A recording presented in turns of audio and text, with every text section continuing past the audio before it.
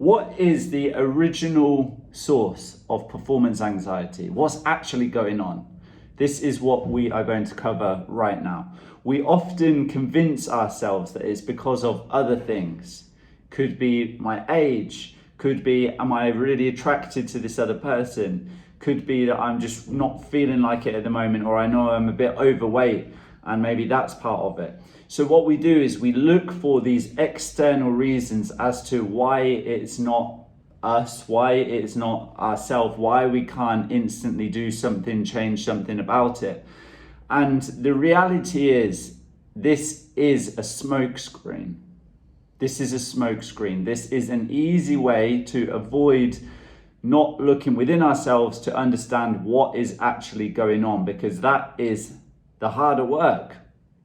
That's the harder work. We wish that there is a instant fix, a silver bullet, one pill that can fix it all. And we know in reality there's not, but we also know that there is a part of us that believes and knows it's possible to get this sorted. It is possible to get back to having incredible sex. It is possible to build an amazing connection and bond with our partner. For us to do that, we have to understand what is the source of performance anxiety or erection problems. Here are some of the things that we say to ourselves. It's in my head. I just get into my head and I just need to be able to get out of my head.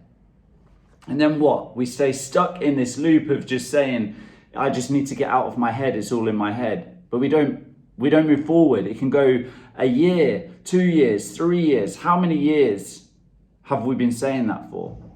Next, it's because of my age. I just have to accept erection challenges or performance problems because, I'm 40 now, 50 now, 60 now. I've heard all of those ages being said before and older.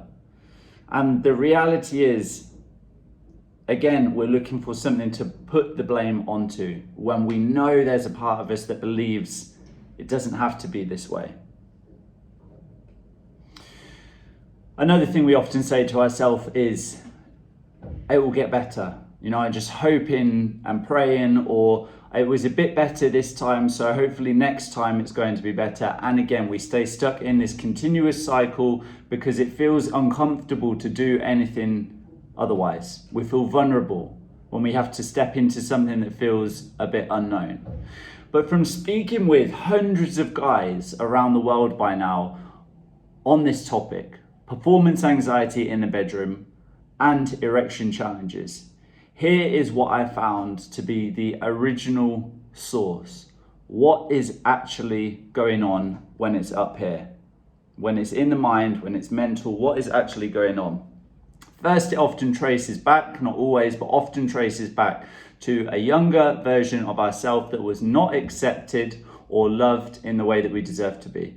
Not accepted or loved for who we were without any other conditions or pressure of needing to be something or somebody else. Okay, that's the first one. Second one is that we have been having intimacy in contexts that don't turn us on, in ways or with people or in places that just haven't done it for us.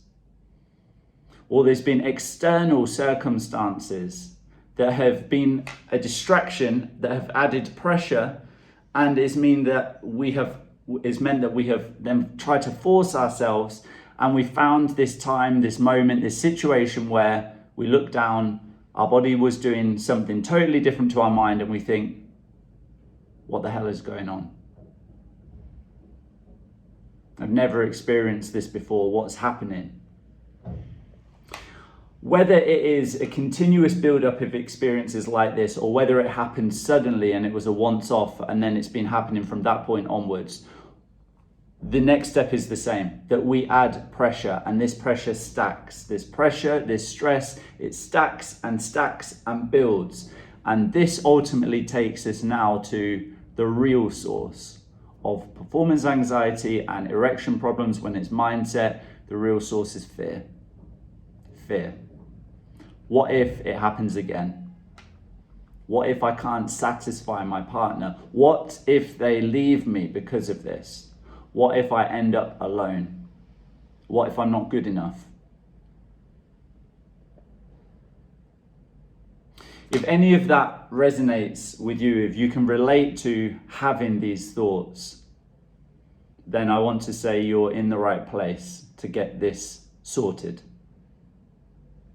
This is not about watching endless videos online. This is not about reading countless books or researching countless amounts of information in the continuous search for hopefully there's that one extra bit that's going to sort everything. No, this is about doing the work and understanding what's going on and getting to the bottom of it. So if you are ready to take the first step on that journey, then I'm with you all the way. And I invite you to take the free performance anxiety quiz. This is 10 yes or no questions that is the first step, and will show you how to get to the bottom of performance anxiety. If this sounds good to you, in the comments below, you will see a link to the performance anxiety quiz. When you click on that link, it will take you straight to the first page where you answer those 10 yes or no free questions. You will then see your score, plus I will send you a gift, which is a guide to show you how to get to the bottom of this and start getting it sorted so that you can feel normal again. Head below into that comment section, click on the link for the performance anxiety quiz, and I will see you there. Together, we are going to get this done.